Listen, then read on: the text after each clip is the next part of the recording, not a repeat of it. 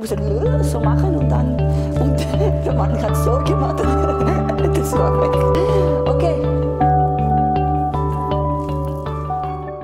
2015 zeigte sich Deutschland von seiner Schokoladenseite. Unvergessen sind die Bilder jubelnder Menschen, die in Massen die ankommenden Flüchtlinge begrüßten. Unvergessen, wie sich die Bürger versuchten, gegenseitig in Hilfsbereitschaft zu übertrumpfen. Hilfsgüter wie Kleidung, Spielzeug und Waren des täglichen Bedarfs wurden bergeweise von engagierten Freiwilligen zusammengetragen und an die Vertriebenen verteilt. Was ist davon 2017 geblieben? Die Euphorie über die eigene Hilfsbereitschaft ist der Angst vor Terror und dem Verlust der eigenen kulturellen Identität gewichen.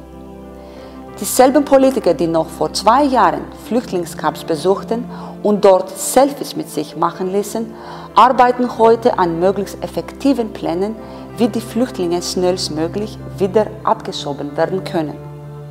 Zum Teil mit recht dubiosen Methoden.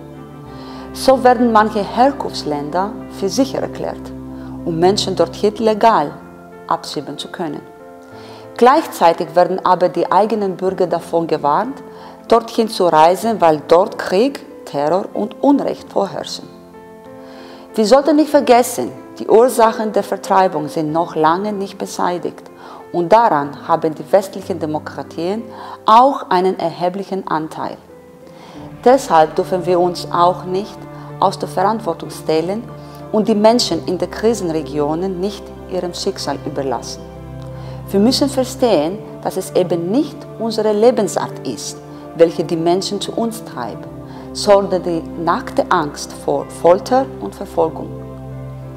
Es mag sein, dass in Afghanistan keine Bomben mehr fallen, aber es werden immer noch junge Männer unter Zwang zum Kriegsdienst in mörderischen Milizen verpflichtet. Kinder werden aus ihren Familien entführt, damit selbstherrliche Warlords Geld zur Finanzierung ihrer Interessen erpressen. Auch ohne medienwirksame Militäraktionen geht das Sterben weiter. Lieber heute als morgen würden diese Menschen in ihre Heimat zurückkehren, um dort ein geregeltes Leben zu führen, wenn es die dortige Situation erlauben würde. Stattdessen ziehen diese Menschen die gefährliche Flucht nach Europa vor, um sich dort in Elendslager der Gnade der Europäer auszuliefern. Dort sind sie über Monate der Willkür unwilliger Bürokraten und dem nackten Hass aufgehetzter Rassisten ausgesetzt. Zeigen wir diesen Menschen das freundliche Gesicht Europas. Bei meinen Einsätzen mit der Hilfsorganisation Three Peace in Nordgriechenland wurde ich ständig mit der Verzweiflung, Angst und Hoffnungslosigkeit der geflüchteten Menschen konfrontiert. Aber ich durfte auch erleben, wie sich Menschen aus allen Teilen der Welt spontan in Hilfsprojekten organisierten, um die Lebensbedingungen der Vertriebenen durch selbstlosen Einsatz zu verbessern. Besonderen Eindruck machte mir die Erfahrung, dass gerade unter der krisengeschüttelten griechischen Bevölkerung die Hilfsbereitschaft außerordentlich hoch war.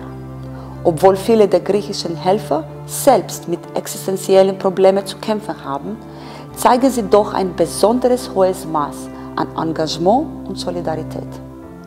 Dieses Verhalten der Griechen ist umso bemerkenswerter, da es in einem krassen Gegensatz zu Verhalten anderer EU-Mitgliedstaaten steht.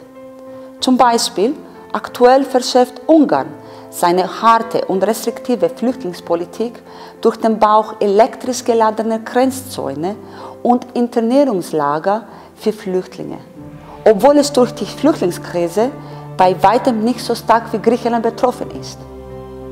Wenn europäische Regierungen nicht bereit sind, ihre Versprechungen und auch Verpflichtungen gegenüber den notleidenden Menschen und nicht einmal ihren europäischen Partner zu erfüllen, um ihren Anteil zur Lösung dieser gesamteuropäischen Krise beizutragen, so können doch einfache Menschen wie du und ich die Initiative ergreifen, um dort einzuspringen, wo die Politik versagt. Es gibt viele Möglichkeiten, sich zu beteiligen. Informieren Sie sich über die tatsächliche Situation der in Europa gestrandeten Flüchtlinge. Verbreiten Sie die Idee, sich solidarisch zu zeigen und widersprechen Sie offen jeder populistischen Hetze. Werden Sie aktiv. Es gibt zahlreiche freiwillige Organisationen wie die 3Ps, welche durch finanzielle Unterstützung oder persönlichen Einsatz effektive Hilfe für die Menschen vor Ort leisten können. Aber auch in ihrer Umgebung finden Sie viele Möglichkeiten, geflüchteten Menschen zu helfen.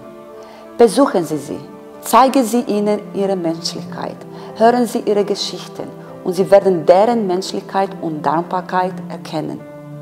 Verfallen Sie nicht in Gleichgültigkeit, bleiben Sie Mensch. 2015